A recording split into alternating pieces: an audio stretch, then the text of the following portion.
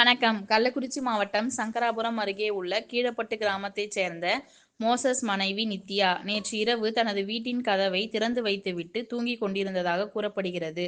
அப்போது அங்கு வந்த மர்ம நபர்கள் நித்யாவின் கழுத்தில் அணிந்திருந்த 4 பவுன் தங்க தாலி செயினை அறுத்துக்கொண்டு ஓடியுள்ளார்.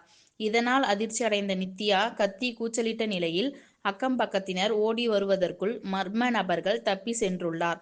இது குறித்து தகவல் அறிந்து சம்பவ இடத்திற்கு விரைந்து வந்த சங்கராபுரம் காவல் ஆய்வாளர் விநாயக முருகன் தலைமையிலான போலீசார் தற்போது தீவிர விசாரணை மேற்கொண்டு வருகின்றனர்.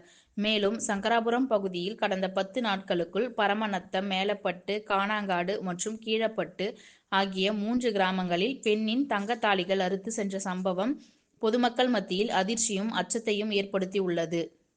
மேலும் பொதுமக்கள் கூறுகையில், சங்கராபுரம் காவல் நிலையத்தில் போதிய காவலர்கள் இல்லாததால் தொடர் திருட்டு சம்பவம் அரங்கேறி வருவதாக பொதுமக்கள் குற்றச்சாட்டை முன்வைத்து வருகின்றனர். ரெட் நியூஸ் தமிழ் செய்திக்காக கள்ளக்குறிச்சி மாவட்ட செய்தியாளர் முத்துக்குமரன். செய்திகளை உடனுக்குடன் தெரிந்து கொள்ள ரெட் நியூஸ் சேனலை சப்ஸ்கிரைப் செய்யவும்.